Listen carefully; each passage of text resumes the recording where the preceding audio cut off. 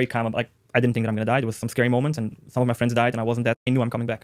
Really? Yeah. I told my wife and my friends I knew I'm coming back. So I was very calm. Like, I didn't think that I'm gonna die. There was some scary moments, and some of my friends died, and I wasn't that far away from them when they did, unfortunately. But I don't know. I just felt God is with me, and we'll just do whatever it is. Some days were very tough. Obviously, you get attacked, you attack back, and some days were just like you sit around with the guys and waiting around. And some, like, we tried to wait for them, trick them. There's a lot of things involved. Actually, I'll mention a very crazy story that happened to my team. I was behind, so we're a company of about 150 guys. So sometimes I was in the front, sometimes I was in the back.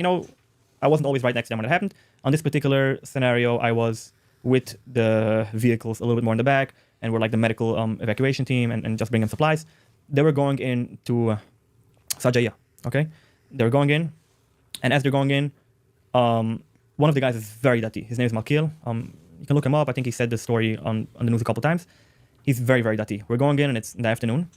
He is thinking when he's going to daven mincha. He really is thinking when he's going to daven mincha. So basically, to explain it a little better, there's tanks in the front, then there's us walking, and there's more guys in the back. I was more in the back.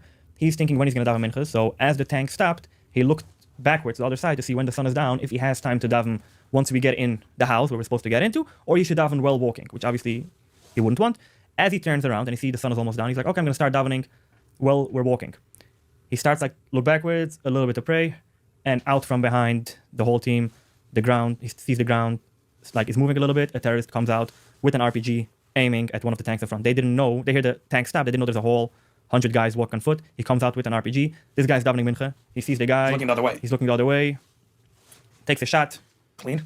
Guy fell down within a couple of seconds. The whole team obviously were activated. There was 2 other terrorists, a little bit a different spot. It was pure miracles. That is absolutely crazy. That's like every Rebbe. You can't make this up. This is really So what he's the only happened. guy. 150 soldiers are walking this And he way, was and the turns around. only guy who turns around. And Wow. why does he turn around? For mincha. He went for mincha, and he started praying. That's literally every one of my childhood Rebbes Insane. is thinking yeah. oh my gosh, do you hear this story? See, you have to love a mincha. Make sure, even when you're in the war zone, I can see them I can't tell you if you have to or you have to, whatever, but this happened. And I wasn't far away from when it happened. And I know the guy's a good friend of mine.